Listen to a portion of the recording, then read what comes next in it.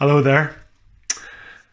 During this pandemic and the lockdown with it, the University College in London have been interviewing 19,000 people in the UK every week during the lockdown, trying to research how the lockdown is affecting people.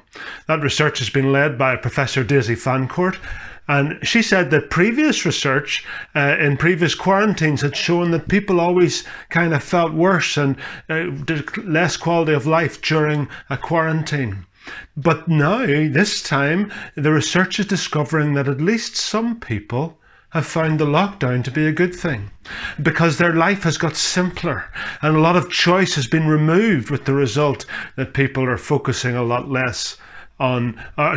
more on things which they believe to be the most important in their lives. So, for example, one of the 19,000 people interviewed put it this way. She said that her pressure was reduced in lockdown and it allowed her to do things more slowly, even simple things like making soup. And so she went on to tell the researchers, "I want the lockdown to continue." I'm not sure I would say that. I'm not sure that I want the lockdown to continue, but I can see some truth in those words about life being a little bit simpler during these days. Of course, that's absolutely not true for everyone. I know well that for many, this lockdown has been a time of frustration and loneliness and a feeling of isolation. For others, of course, they've continued to work very hard during the whole thing because they're essential workers in frontline services, and thank God for them. But for some, this lockdown has turned into an opportunity to offer a break from frantic lifestyle. For some, it's felt like a time to get off the treadmill or to push the reset button of life. The bottom line is that for some, this lockdown has offered a break in the cycle of what sometimes is called hurry sickness.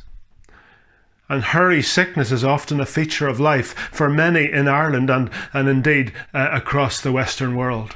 We live in a world where we are fed the lie that hurried busyness will buy us more time and will make us more effective and productive. Many of the advertisements we see for new products are often based on the fact that the new product can work faster or be delivered quicker or can save time or in some other way can speed us up.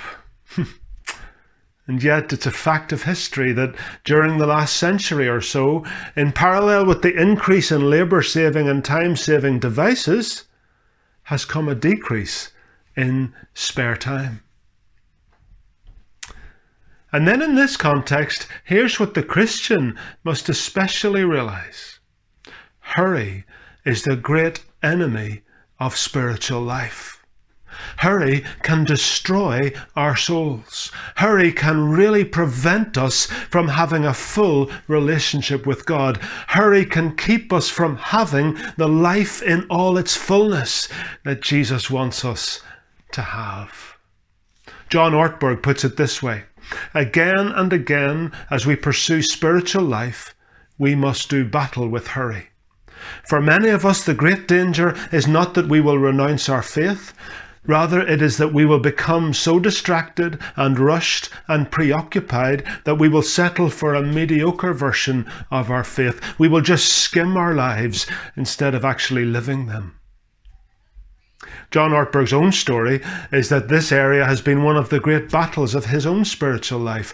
And so it was, he says in a book, that the first time he contacted the famous author Dallas Willard, who would later become his mentor, that Willard said, after just a few minutes of conversation, Willard said that if Ortberg was really going to grow in his faith, then you must ruthlessly eliminate hurry from your life. I know in my own life as well that this is one of the greatest threats to my walk with God. And so during this season of sermons, As we're looking at habits of the healthy soul, this is one of the key things to focus on, because the bottom line is that hurry causes harm to our spiritual growth. Hurry keeps us from really meeting God in our lives as we can. Hurry hinders our relationship with Jesus. Now, hold on a minute. Before we move on, let's be clear how I'm defining hurry. See, hurry's not just shortage of time. Hurry's not just about being busy. Hurry is rather a disordered schedule. But even more than that, actually, hurry is a disordered heart, leading to a racing mind. Reading the Gospels, we see that Jesus was often busy, but he was never hurried. And that's because his activities and his priorities were always in tune with what the Father would have him do. His schedule was ordered by his connection with God. As Jesus himself put it in John chapter 5 and verse 19, I tell you, the Son can do nothing by himself. He can only do what he sees his Father doing. But because whatever the Father does, the Son also does. So too, as we read the book of Acts in the early days after Pentecost, we see that the early Christians were busy. Yes, they were busy, but they were not distracted. They were busy with what God was doing in them and through them, but they weren't hurried because they weren't distracted by a whole load of stuff that God was never calling them to do. Their activity, their busyness, if you like, flowed out of their relationship with God. No more and no less. And so eliminating hurry from our lives does not mean that we will never be busy.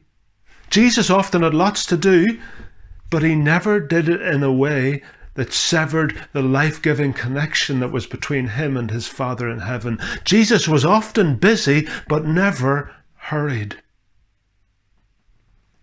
You see, hurry kills love, and that's why it's the great enemy of spiritual life. Hurry lies behind much of the frustration and the anger of modern life, and hurry prevents us from receiving God's love in our lives. Love and hurry are fundamentally incompatible. So hurry will affect your relationship with God, your relationship with family members, your relationship with other followers of Jesus, and your relationship with just about anybody else. Now, let's just pause for a moment to ask, why is this tendency to hurry so prevalent? What are the values and the attitudes that have become so ingrained in us that they drive us so easily to this hurried lifestyle? What's driving me to push so hard all the time? What am I trying to accomplish? Who am I trying to please? Is God really asking me to do all that I am doing?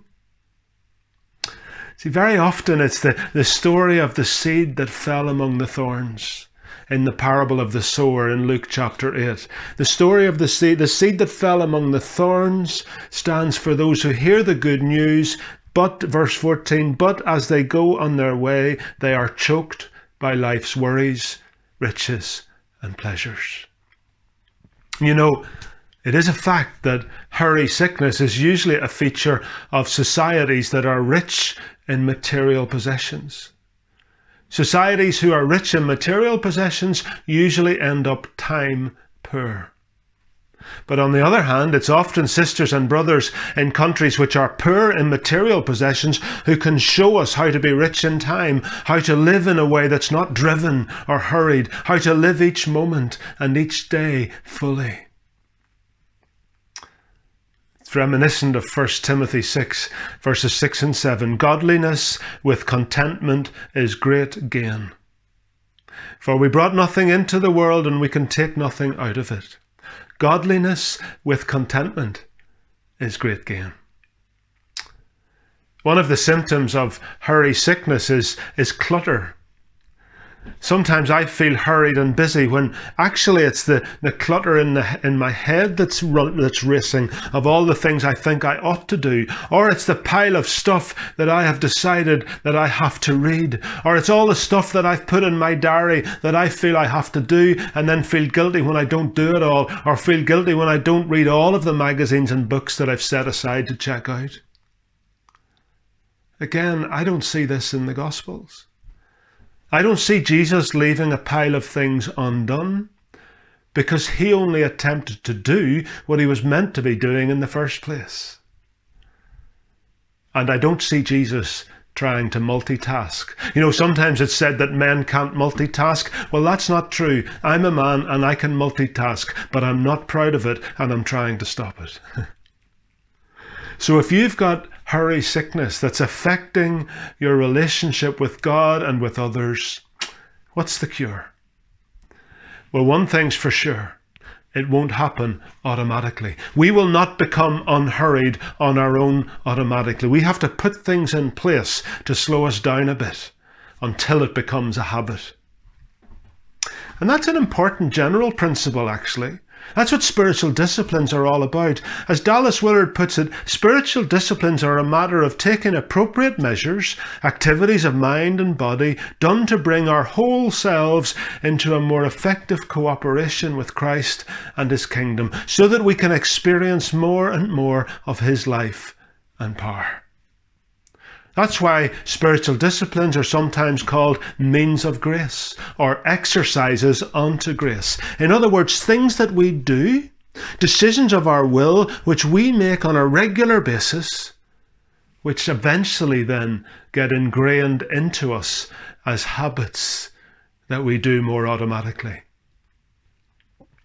In a couple of months in September, it will be 30 years since I first landed in Port-au-Prince in Haiti. As a very young, raw agriculturalist, but with a clear call of God that I was to be there to work with the church. But I couldn't speak the language. And how well I remember those first few weeks of feeling helpless and frustrated. And then the church set me up with somebody for an hour each afternoon for a class in Haitian Creole. And then I'd go home and I'd try to work through the vocabulary and learn the grammar, all the time practicing on the street, because I lived with Haitians and I was surrounded by Haitian people, but all the time having to pay more at the markets or being ripped off by a taxi driver because I couldn't speak the language. But as I absorbed myself in the language, over a relatively short time, I did begin to speak it a bit. Of course, in the early days, I had to think about every word. Until as time passed a bit further, I realized I was beginning to speak Creole without actually thinking about it. That same process repeats itself every time I go back to Haiti after a few years of a gap, because there's not much opportunity to speak Haitian Creole here in Ireland. And so when I first go back, I find I really have to think about it again. But after a short time, the language begins to flow without thinking about it so much. And you know, what's true for learning a language is also true for habits. We know well that habits can form in our lives, but they don't form instantly. They only form with repetition. Something might be a habit for you now, but it wasn't always. It was once something you had to think about doing.